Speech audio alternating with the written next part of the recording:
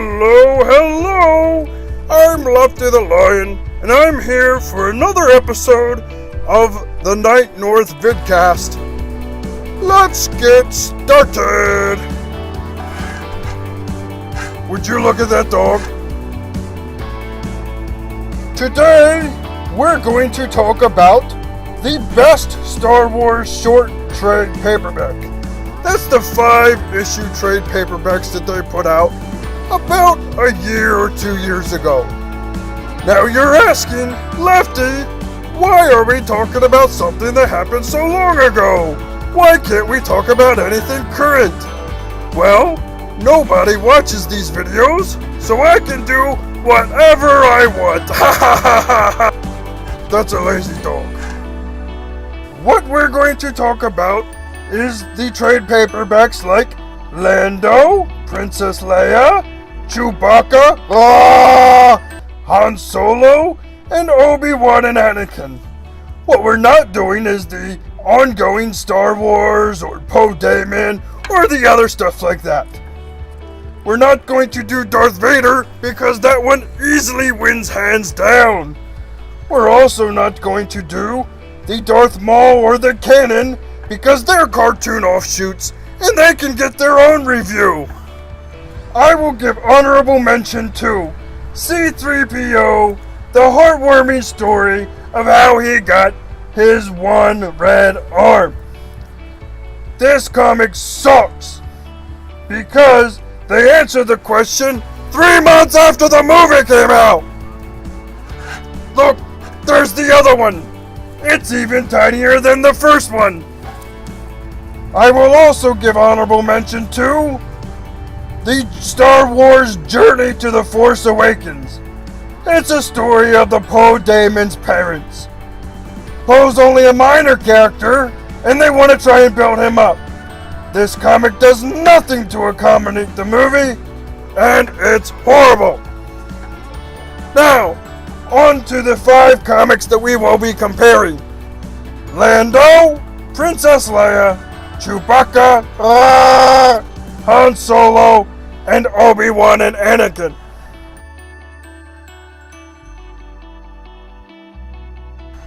The Lando comic is the only one that actually got the character 100% right.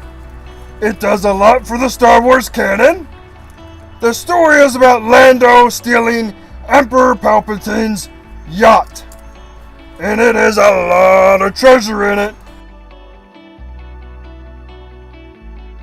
This comic passes a hard emotional edge with the Lobot relationship with Lando. It was done well artfully, where the character actually looks like Billy D. Williams. The supporting cast is great and deep. It has great warriors who turn with Sith powers, and overall is a decent comic. Lazy, lazy dogs.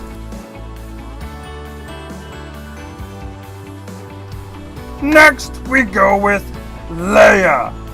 The princess wants to do her part to save all the Alderaanian people after her planet blew up. The rebellion leadership feels it's too dangerous for Princess to go out on her own, so she just leaves with an Alderaanian pilot, Evan. There are very strong female characters in this cast, and it's good to read to little girls. The art was too comic-y. Didn't look like Carrie Fisher at all. Very little canon where Leia recognized her mother Amidala for some strange reason. Not really number 1. Not gonna make the short list.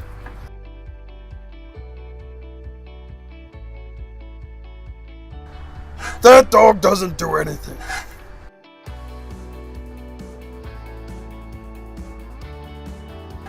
The next story is about everybody's favorite Wookiee, Chewbacca.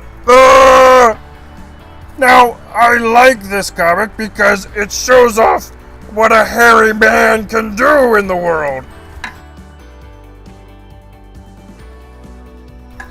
this has a limited portrayal of the character. It goes off on another story where Chewie is just the hired gun. Chewie doesn't have to save these people, and really he doesn't want to, but he's guilted into it by a kid.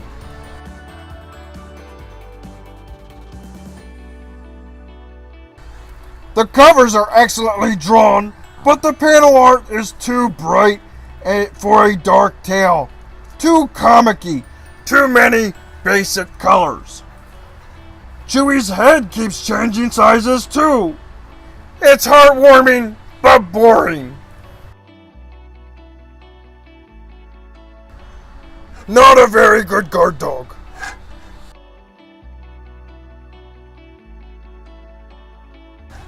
The next comic is about Chewie's sidekick, Han Solo. It doesn't do the character very well. Han is too scared to take on another job and doesn't want to take risks against the Empires. So the rebels ask him to join a race. They use this as a cover to rescue spies.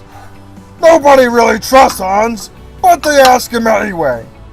The race starts at this Deep Space Nine-like base, and that's not the last Star Trek reference yet. All of these pro racers have never heard of the Falcon before. Han, who usually pushes through trouble and prefers a straight fight, has to outthink his way through the race obstacles.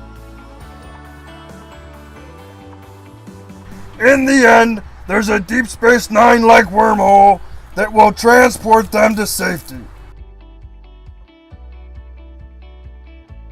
Han has to decide, does he save his friends and win the race, or does he let a strange alien win who will get to a higher being? The panel and cover art is very well, but hey lazy dog, eat me!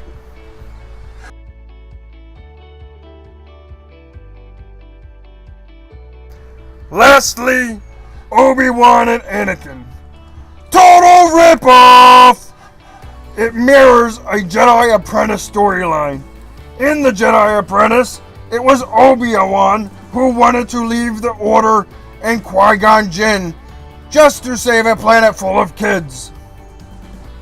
The planet was war-torn and the kids were the last ones to save it. That's pretty much the story in this comic book. I could kick that dog's butt.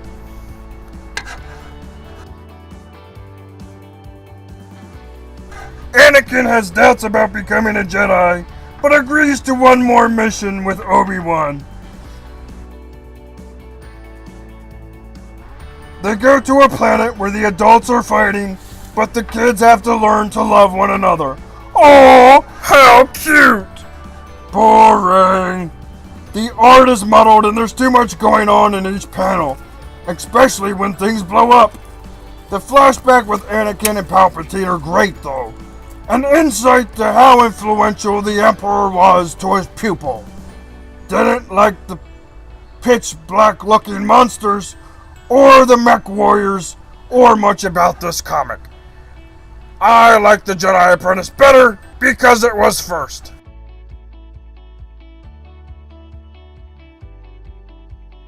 Well, that's all, folks.